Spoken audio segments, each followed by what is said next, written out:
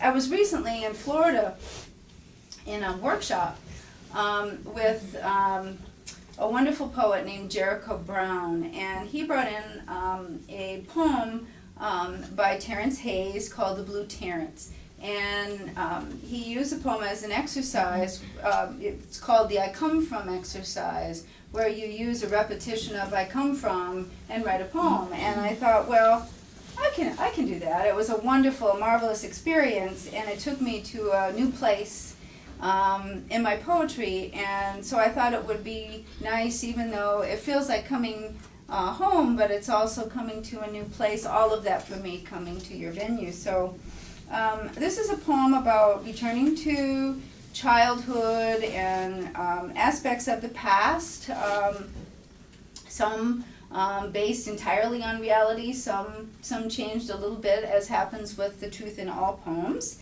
But as I said, it was one that was very interesting, given that it's not a poem in a structured form. So the poem is called Genealogy, and it's After the Blue Terence by Terence Hayes. I come from people who laughed and said they were birthed from pirates who threw the E for Bridgford into the ocean, the back and forth trundle of the rough salt air, because in the new world you can start out fresh, be economical. On the other side of the family, children were taken away.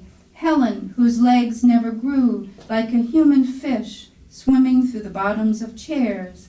The other, nameless, deaf. They died in a mental hospital. Those things happen, my grandmother said, as if she had just fried up liver and onions and eaten them clean. Her stepfather once chased her around the table and slapped her when she read the newspaper, not for reading it and learning something, but for not knowing how to make it look unread. I come from people who know how to work, who work as if life itself were work. And it is. Joy and iris almost translucent, done in a shade of purple too delicate to describe. Marriage, death, pain, these are to be endured.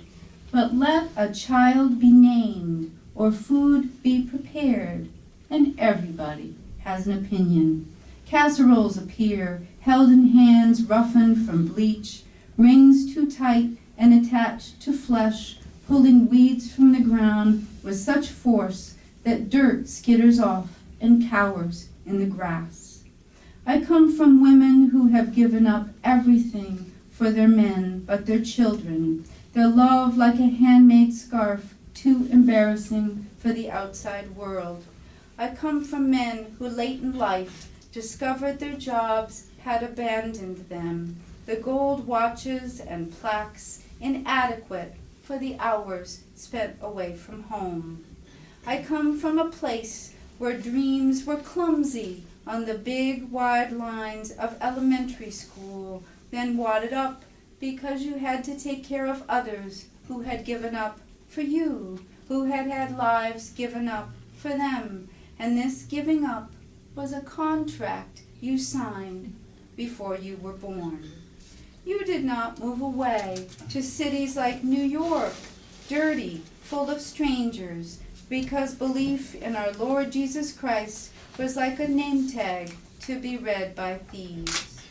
On the 4th of July, my grandfather, in his madness, took my son too close to a bonfire, pointing out the flickering landscape, and all I could do was run. I always thought my story was about my grandmother, who loved my mother because she was her precious thing, along with my sister, and throughout my youth I navigated her will, pitiless and ready to cut, burn, clean, or drink in the same mood. When I was 6, she fed me salt instead of sugar because she could. April fooled me into thinking she had bought me a kitten. She was a survivor, too. I come from a drive-through town where you could go to church or die as a teenager on the winding, unlit roads, and where one day I opened a book the way people understand they are adopted, crisp and clean and unapologetic as a raindrop sitting on a leaf. I am like a foreign tongue come home to roost, taking up the old language, its polysyllabic mysteries and complicated syntax revived with the attention of the beloved, engaging in a music so perfect it breaks. I come home to rest, to be who I was, whoever that was, driving through the shadows of the cut-down trees, circling the new trees, naked as gifts that no one wants. But they too grow. They grow up. Thank you.